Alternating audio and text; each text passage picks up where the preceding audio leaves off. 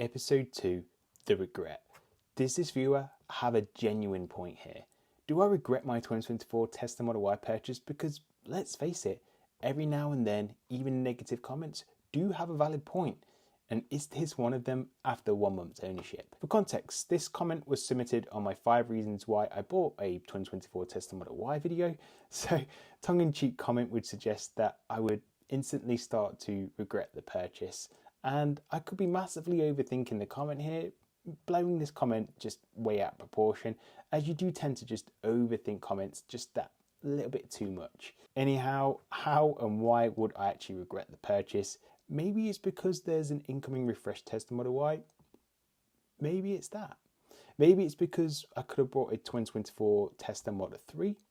Maybe it's just because I didn't make that choice because that was available at the time. Or it could be to do with the build quality or even a residual position perhaps, especially if there's a refreshed Model Y coming out soon. I simply just don't know.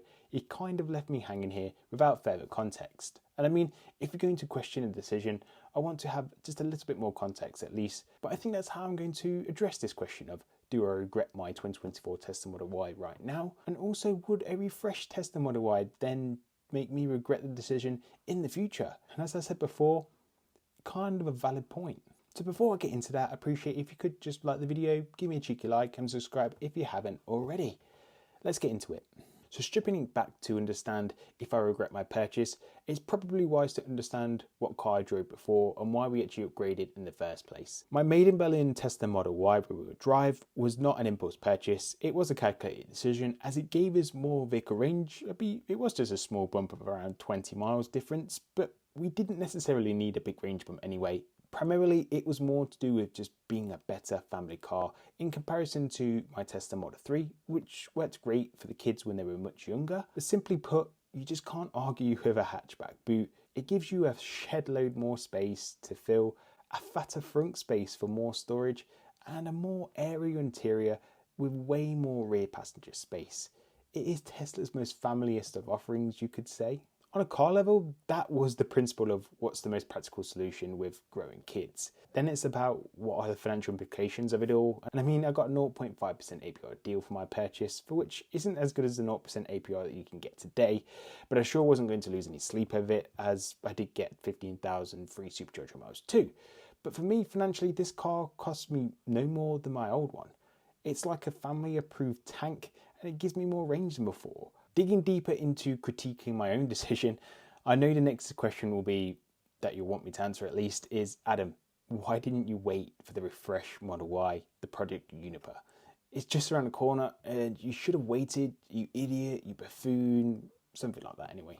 And I think I'll get this question for months and months on end, so I'll try clear it up now. Will the new Tesla Model Y refresh be better whenever it's released? Yes, 100%, and I've never disputed that. But what I came to the conclusion of was that I don't think the refreshed Model Y really is just around the corner. And hear me out on this. Elon has already said it isn't coming this year, and we all know Elon is an ambitious fellow, you could say. So is this then 2025 or 2026? And this is the ultimate question. Whilst it could well be next year, nobody knows apart from inside Tesla. And I mean, if Tesla as a company has gone all in on robotaxis and a full self-driving, as Elon has been alluding to, then if it does release in 2025 or 2026, my Tesla Model Y should have the exact same cameras and dedicated FSD computer as the Project Juniper Model Y. Arguably, you could say it may gain from a front bumper camera, but I don't think that's actually used for full self-driving builds today on the Model 3 at least. Therefore, the actual hardware itself will be exactly the same. But what about hardware 5, Adam? When is hardware 4 going to be replaced? So again, that upgrade isn't expected for another 18 to 24 months. So that at the very least is 2026 at the very earliest, before the newest FSD hardware is made available from what we know today. Which means, just in terms of what Tesla will be all about in the future, that being a full self-driving capable car, if it all works out at least, this car should be as capable as a 2025 refresh Model Y.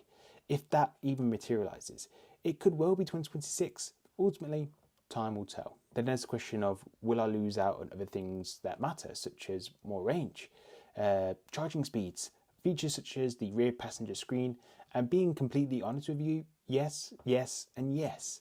But pulling a Uno reverse of how often I will actually use that extra range, it's probably less than 5% of the time.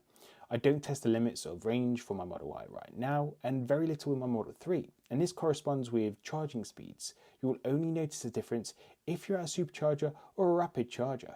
And for me, that's less than 5% of the time a gain. So it is going to be a gain, but one that I won't actually fully exploit day to day. Finally, new features like the rear passenger screens and the ventilated seats, etc. Admittedly, these are pretty cool and I jump at the chance to have them. But the truth is, I could have waited and got these features, but vitally, at what cost? There is no guarantee a new Tesla Model Y will be cheaper, and even if it is, let's say it's £1,000 or £500 cheaper, just like the Model 3 refresh was, if 90% of UK consumers finance their new vehicle purchases that they have to pay interest with from the finance, chances are, if the refresh Model Y really does generate a positive buzz from all these good changes, that will likely mean demand will surpass supply for the initial months at least. That will also mean that Tesla most likely won't be offering new Teslas at 0% finance anymore. That opportunity will have been and passed. The refresh Model 3, when that was introduced, was set at a pretty eye-watering 9% APR, and that trickled down to a more reasonable 5.6% thereafter here in the UK. But this is the crucial part. It could well be marginally cheaper than it was before, but if 90% of buyers need to go down that finance route, you will be paying this higher interest. And so that would mean that I'd be paying a lot more than I do today. And I understand that may be hard to hear, but the reality is sometimes. That said, it will be time limited as rates do change, as could well do the vehicle price for sure. But when it's first released, this is going to happen, and that is my expectation at least. Therefore, bringing this back to my circumstances, I took the decision that locking in that near 0% APR now was going to be the right choice. If I waited another month, I could have gotten it even cheaper too, so I'm not perfect for sure. But ultimately for me, if I was waiting for a refresh Model Y, not only would I be waiting for its release, I'd then be waiting for the monthly repayments to be more affordable thereafter, and how many more months would that be? So I had to be honest with myself and go, this is probably the right choice for me right now from a cost perspective with some certainty. But then there is the question of residuals. Look, I hear it. Will my residuals in my current Model Y hold up? Well, no. Cars are depreciating assets unless you play into Elon's take that Teslas today will be full self-driving machines of the future, for which, to the average consumer right now, that is plainly just a gamble until proven otherwise.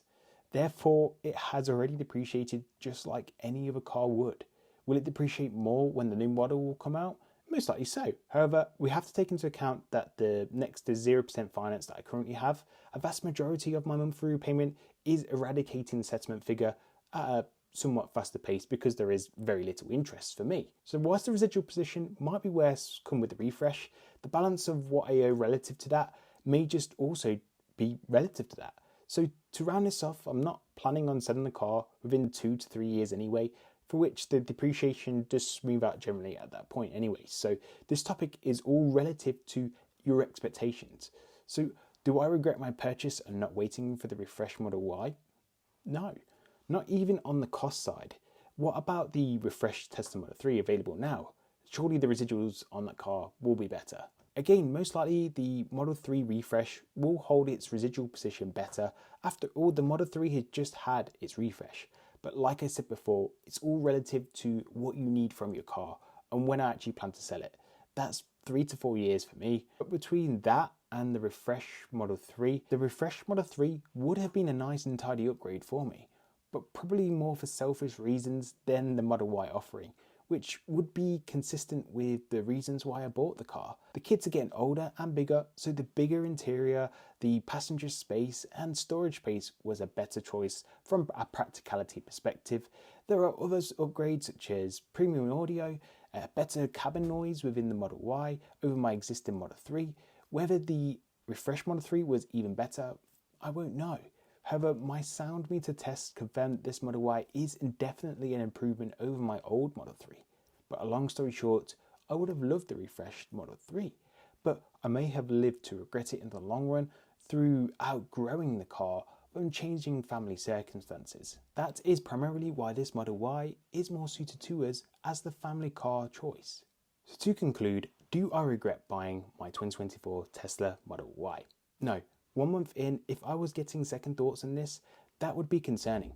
But in perspective, moving from a 2021 Tesla Model 3, this is a big upgrade to what I had. The same monthly repayment, more passenger space, more supportive seats, more boot space, more range, better battery, better road cabin noise, better suspension, premium audio, AMD entertainment computer, the heated steering wheel, and hardware 4, meaning it has the latest FSD suite for at least the next 18 to 24 months, and it'll probably be supported beyond then if hardware 3 is a reference too. So to put that all into perspective, this is a bigger update than you probably realise for us. Will the refreshed Model Y be better? 100%. Only a fool would think otherwise. But when will it be released, and when will the financing become more affordable? Will it be as competitive as it is today?